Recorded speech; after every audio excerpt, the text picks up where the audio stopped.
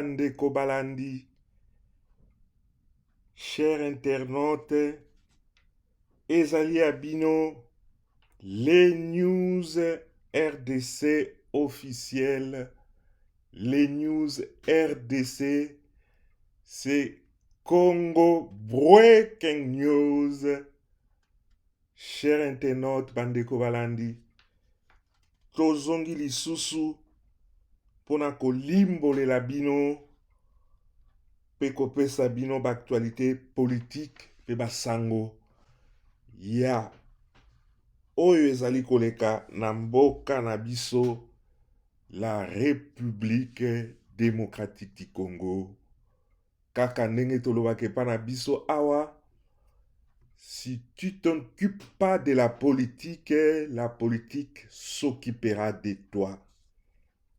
Chers internautes, bandeko balandi, les news RDC officielles eyeli bino na mokolo ya lelo actualité ebele oyo eleki pendant semaine oyo ya bafete.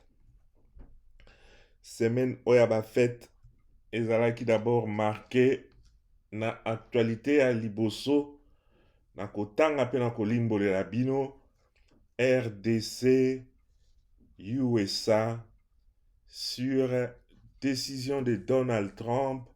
La RDC pourra de nouveau exporter sur les marchés américains sans taxes douanières grâce aux efforts contre la corruption fournis par le président Félix Tshisekedi. Les États-Unis ont redonné un statut commercial préférentiel à la République démocratique du Congo mardi 22 décembre, 10 ans après les lui avoir retiré en raison d'inquiétudes liées aux droits humains. Dans une proclamation présidentielle, Donald Trump a attribué de nouveau à Kinshasa la possibilité d'envoyer sur les marchés américains des exportations sans taxes douanières en raison de mesures prises par le gouvernement de la RDC. Alors, chers internautes, bandeko balandi, ezali sango ya malamu pona mboka na biso RDC. Président topesi ye merci na ndenge tozongi lisusu na Goa bandeko, kaka ndenge bakomi wana ezali ngai te, ezali makomi ekomami partout ke tokoki ko exporter lisusu kotinda biloko na marché américain sans taxe douanière oyo ezali esengo. C'est une bonne nouvelle pona mboka na biso la République démocratique du Congo. Alors bandeko, la prochaine actualité toleki bongo na lombango pona kopesa actualité mususu oyo ezali na kotanga lisusu pe na kolimbolela bino. Azarias Rouberoa, ministre de la décentralisation et réforme institutionnelle, évacué en urgence vers l'Afrique du Sud ce samedi. Azarias Rouberoa, oyo bandeko boyebi, comme ministre de la décentralisation et réforme institutionnelle, malade, azali malade et a été évacué par mission à Lombango samedi oyo vers l'Afrique du Sud pour des soins appropriés, renseignent plusieurs de ses proches. C'est au terme d'un vrai parcours du combattant. Rien n'a été facile à l'aéroport, indique un membre de son cabinet. Alors bandeko balandi, cher internaute, ndeko oyo bozali komona tika na benga ye kaka ndeko, me toyebi malamu bien ke azali rwandais, azalaki na gouvernement oyo euti koleka ya régime ya rwandais oyo azalaki likolo ya pouvoir na biso. Bandeko balobi ke azali kobela covid, soki abeli covid bango lokola balingi mboka na biso, pourquoi pas basalake baswanyaka bango kaka na Congo wana, me bazali muke soki babeli bango wana mbangu bakimi kokende ko se faire soigner na Afrique du Sud. Yango tozali kokamwa covid oyo ebeti na lombango boye, selon biso na ba information tozui, tondimi vraiment te ke ezali covid, ezali peut-être ba manœuvre na bango basalaka po abima mbangu bakene na ngambo mususu ya Afrique du Sud kuna ndenge bapreparaka baguerre na bango pona kozonga na baguerre pona koboma bakongole.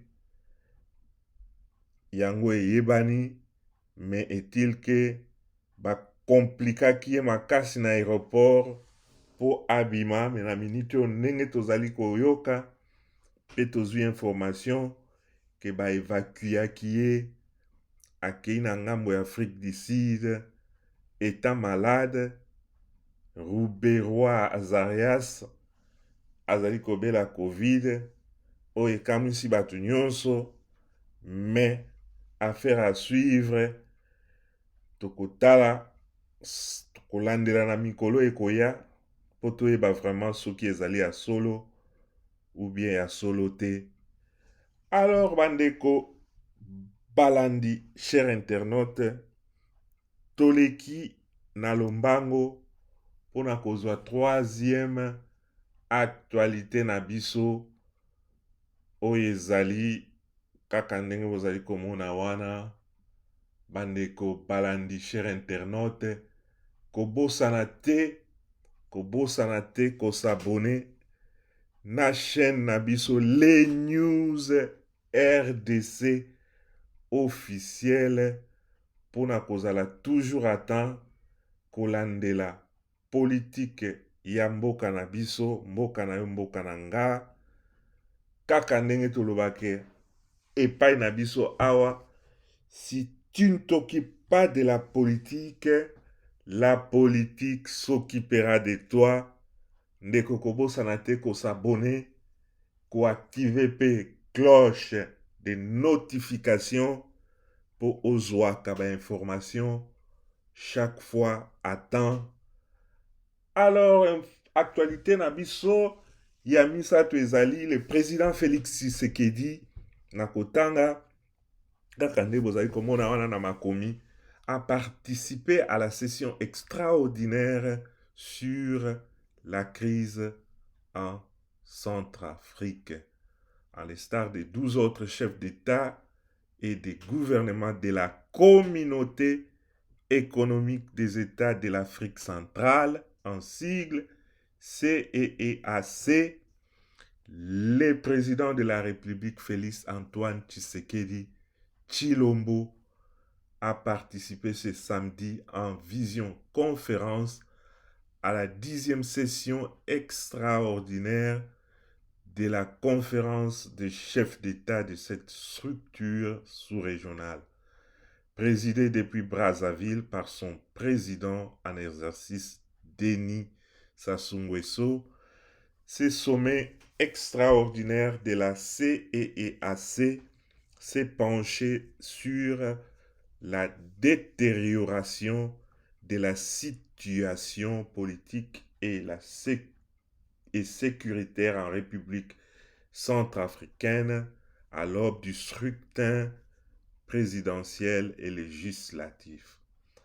À l'issue de cette réunion virtuelle, les chefs d'État de la CEEAC ont déploré la brusque détérioration et aggravation de la situation politique et sécuritaire en RCA depuis la reprise des attaques des groupes armés contre les cibles étatiques et la dénonciation par ces derniers de l'accord de paix et de réconciliation signé le 6 février 2019 à Khartoum. Alors, Bandeko, président a participé par vision-conférence na session extraordinaire ya crise oyo ezali koleka sikoyo na Centrafrique. Moto ya président yango ezali président ya ngambo ya Brazzaville Denis Sassou Nguesso. Bango nyonso bazali kodeplore makambo ezali koleka na République centrafricaine. Bango nyonso bazali koregrete bakor basinyaki ya paix pe ya réconciliation le 6 février 2019 na Khartoum. Bandeko bazali korespecte yango te, bitumba ekoti kuna na République centrafricaine. Ezali kokamwisa yango réunion wana esalami mpona kozongisa lisusu bato na nzela. Alors président na biso communément appelé Fachi Beton, président Félix Tshisekedi, ye pe a participaki na réunion wana kaka ndenge bozali komona na bilili foto ezali wana. Nako continue kotanga mpona kosilisa nini esalami kati na réunion extraordinaire ya crise oyo ezali koleka na Centrafrique.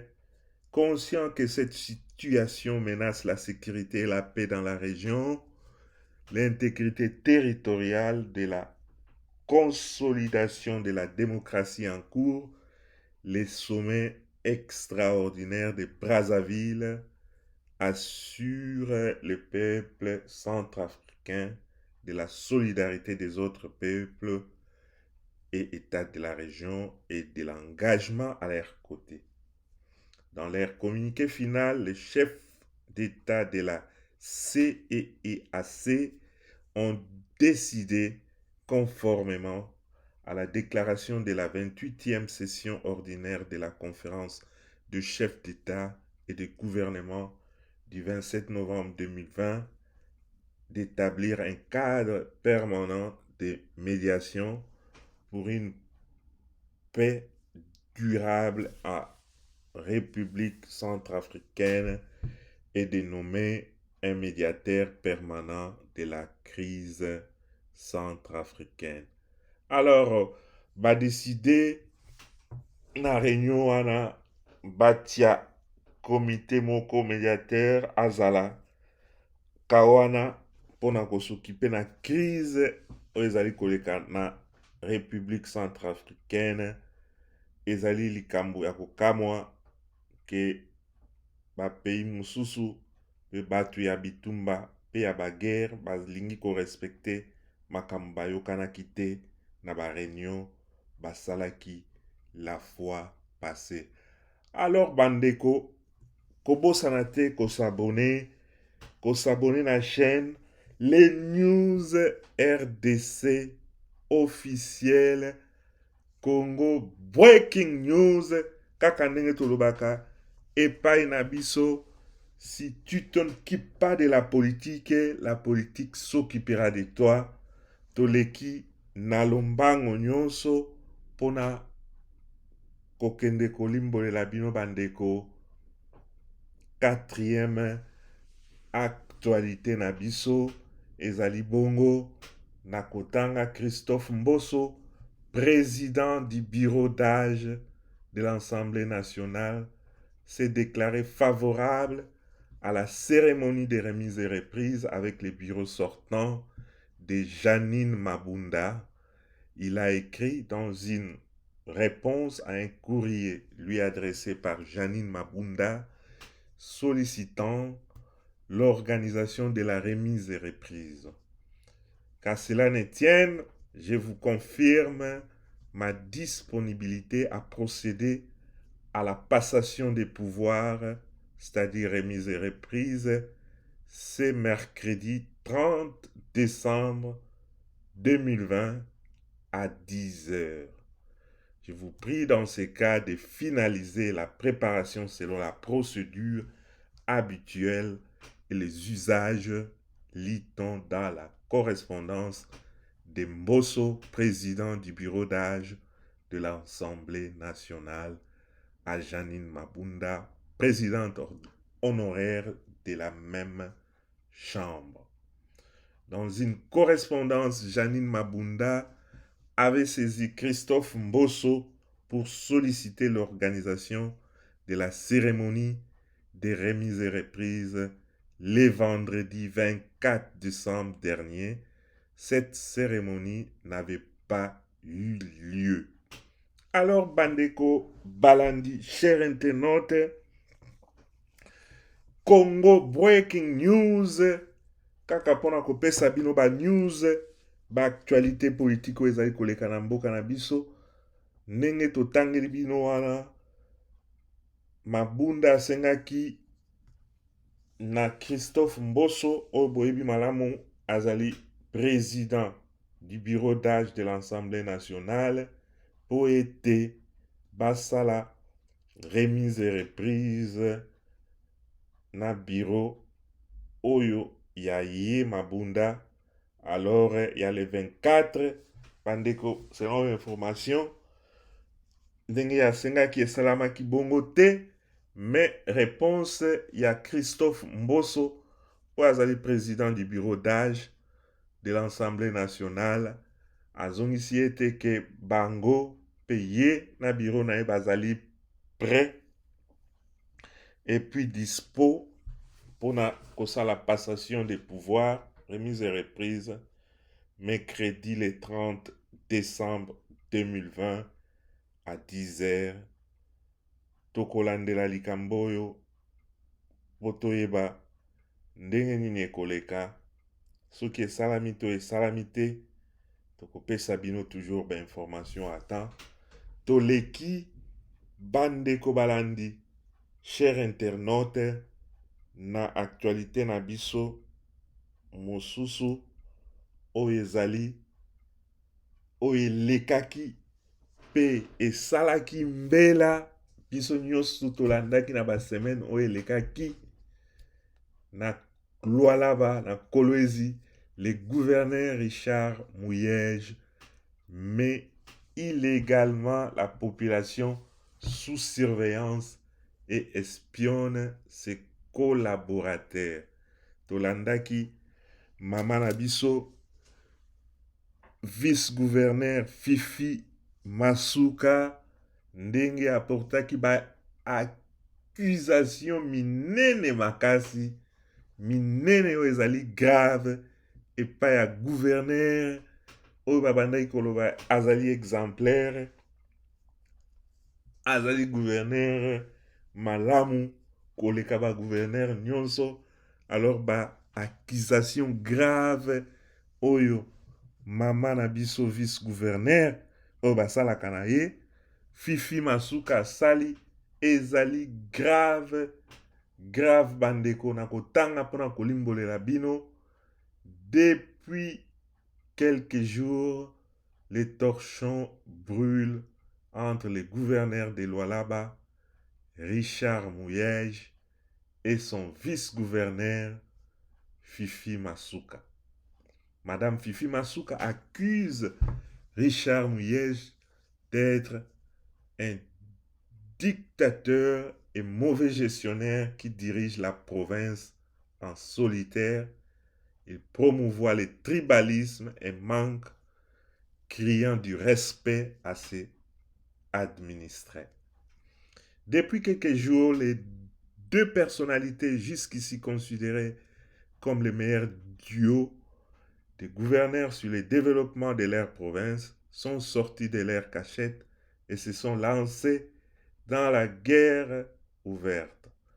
Durant ces mois, la vice-gouverneure Fifi Masuka a manifesté son vœu d'intégrer l'union sacrée de la nation du président de la République, Félix Tshisekedi, c'est le seul élément qui a fait sauter les fusibles. Comme dans l'habitude des kabylistes, le gouverneur Mouyej et son entourage ont depuis lors commencé à lancer des menaces et du chantage sur Madame Fifi Masuka. Dans sa lettre de 17 pages, réplique adressée au bureau de l'Assemblée provinciale et aux députés provinciaux de Lualaba, Madame Masuka y dénonce également l'espionnage et surveillance de sa résidence par le tout-puissant gouverneur de Lualaba, Richard Mouyej, par des caméras de surveillance violant ainsi son intimité. Une information que le gouverneur Richard Mouyej ne rejette pas dans sa lettre en réponse aux accusations de son fils. Mais Richard Mouyej n'admet pas avoir placé les caméras pour surveiller Madame Masuka. Il évoque une surveillance générale de la ville de Kolwezi pour des raisons de sécurité de la population et non dans le but de surveiller uniquement la vice-gouverneure, peut-on lire dans sa correspondance. Alors, bandeko, balandi cher internaute, kaka ndenge natangeli bino mpe bozali komona ezali ngai te, ezali grave accusation oyo vice-gouverneur mama Fifi Masuka soki botangi lettre wana bandeko accusation ezali kuna na kati. Tozali kosenga ete procureur général asokipe na dossier oyo etali accusation mama oyo asali vers gouverneur Richard Mouyej. Ezali kokamwisa batu mingi, batu oyo basakani na mboka na biso, basakani na mosolo ya province lokola mosolo ya libenga na bango. Vraiment soki botangi lettre wana bandeko na balandi cher internaute, bakization ezali na kati kuna ebele oyo tokoki koyebisa bino ndeko oyo gouverneur Mouyej azali kose comporte na province wana lokola empereur ya province, lokola province wana ezali ya ye. Mama Fifi Masuka apesi bakization neti oyo ezali ke gouverneur Richard Mouyej azali na plus de 20 comptes fictifs esika mosolo, esika abombi misolo ya mboka ya province.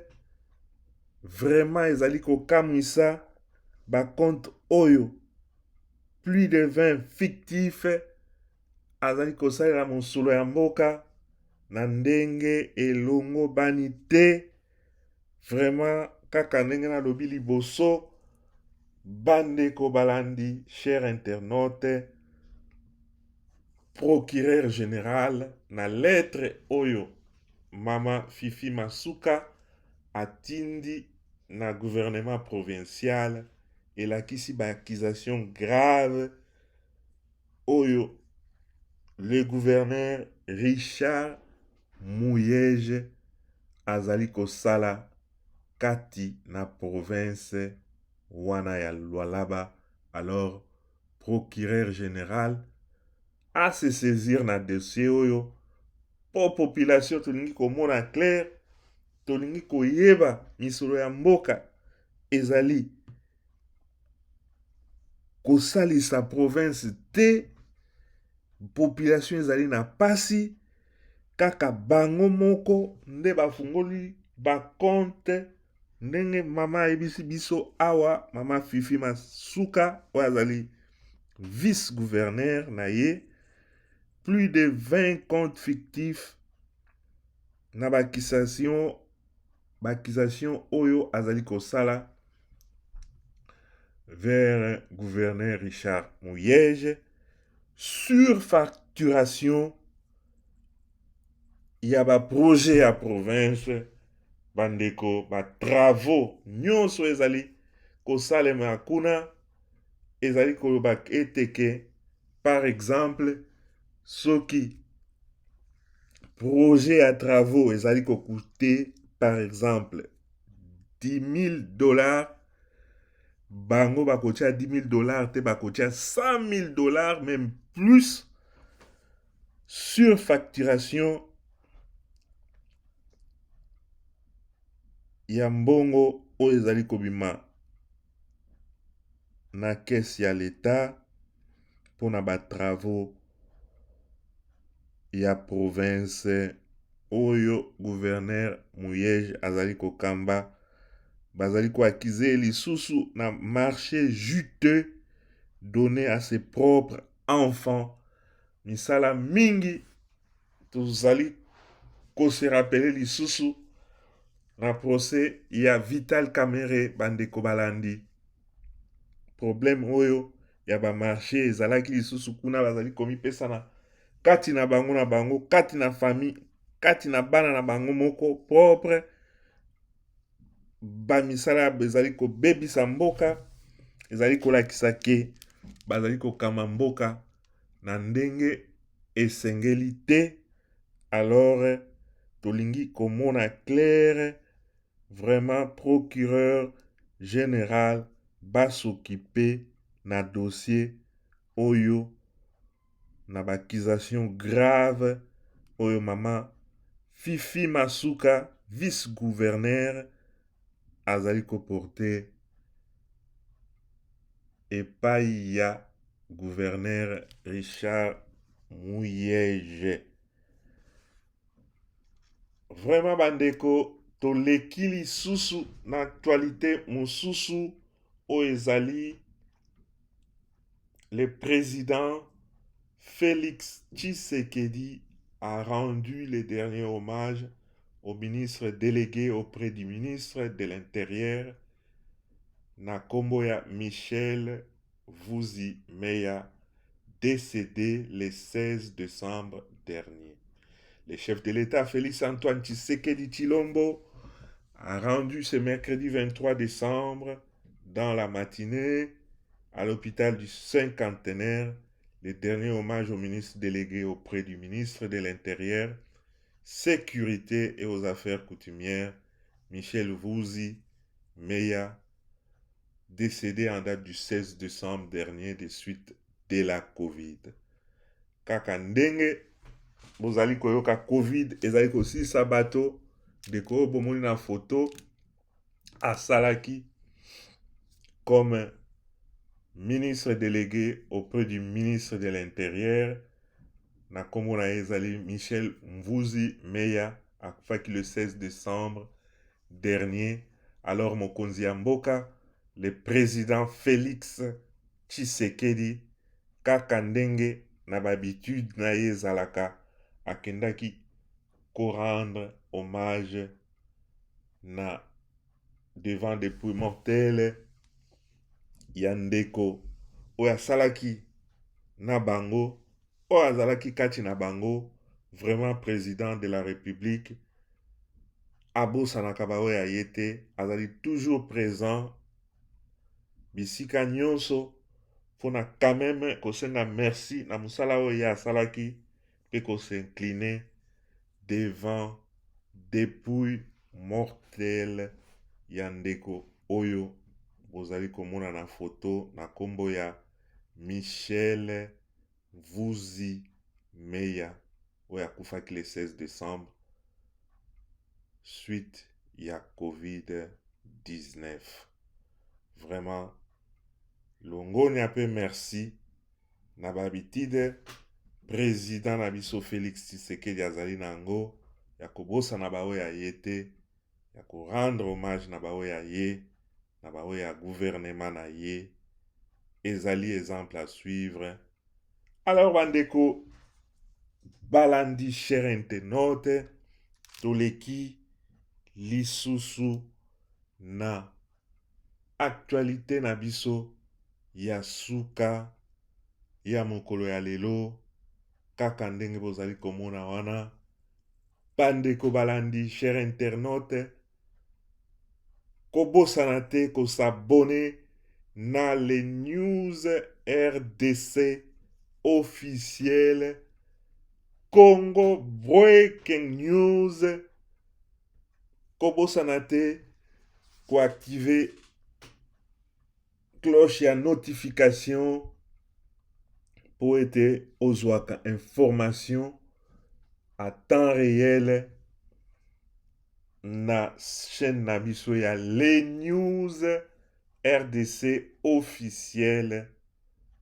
Abonnez-vous bandeko pona kolanda politique ya mboka na yo, kaka ndenge biso tomesana awa koloba ete si tu t'occupes pas de la politique s'occupera de toi. Ndeko landa politique ya mboka na yo. Na actualité ya suka ya mokolo ya lelo na kotanga ndenge bozali komona wana o eleki na Ituri, 9 morts et 11 otages, bilan revu à la hausse de l'attaque des miliciens FPIC à Djougou. 9 personnes sont mortes et 3 autres ont été blessées dans une attaque mardi 22 décembre de 3 localités par les miliciens de la force patriotique et intégrationniste FPIC en sigle dans le secteur de Banyarikilo, dans les territoires de Djougou à Ituri. Selon les bilans définitifs fournis vendredi le 25 décembre, les services de sécurité, 11 autres personnes ont été prises en otage.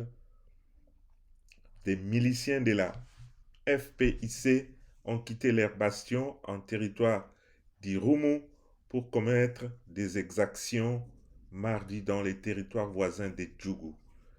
Ils ont fait incursion au village de Ndasi, Paradiso et Maliakizungu en secteur de Banyari Kilo. 9 personnes ont été tuées et 3 blessés et 11 autres kidnappés, affirment des sources de sécurité. Kaka ndenge bandeko balandi bozali komona na bafoto baguerre oyo ezali koleka na este ya mboka na biso na Ituri. Tozali kodeplore yango, makambo oyo ezali kosila te, bazali koboma batu, babomi batu 9 na 11 otages oyo bakidnappe na baguerre oyo ezali koleka précisément na Djougou na este ya mboka na biso. Bandeko oyo ezali likambo ya kokamwa, to continue kosoutenir basoldat na biso ya force armée de la RDC po bazali kuna bazali kobunda mikolo nyonso oyo na barebele oyo bakoti na mboka na biso balingi kotika te, bazali koboma batu. Vraiment tosengi na mokonzi ya mboka kaka ndenge ase asali na mikolo nyonso oyo asali ye alingi kotika likambo wana te, ti ete kimia ekokota na este ya mboka na biso. Longona na mokonzi ya mboka ndenge aza kodeploye ba effort makasi penza po ete baguerre nyonso oyo ezali na ngambo ya est ya mboka na biso esila na kosila. Bakobomana bandenge barebele ya bamboka misusu bazali kokota na mboka na biso mpona koya koboma bandeko na biso bakongole. Ezali kosala pasi pe mawa. Tokopesa courage na FARDC e continue kobunda mpona ekolo congolais nyonso esika oyo ozali otelemela vraiment likambo oyo ezali malamu te, bazali kokontinue koboma bandeko na biso oyo ezali kosalama na ngambo ya este ya mboka na biso, ezali vraiment déplorable, ezali kosala pasi pe mawa. Alors bandeko balandi, cher internaute, tosukisi na mokolo ya lelo na information oyo vraiment bobosana kosabone te, cher internaute bandeko balandi na chaîne na biso les news RDC officiel, les news RDC pona bolandaka ba information ya mboka na biso. Vraiment merci na ndenge bozalaki ebele pona kolanda biso. Merci, merci, merci. Kaka ndenge tolobaka awa, si tu t'occupes pas de la politique s'occupera de toi. Ndeko, cher internaute, bandeko balandi, tosukisi lelo awa nde tomonani na mbala ya sima. Merci, merci, merci beaucoup.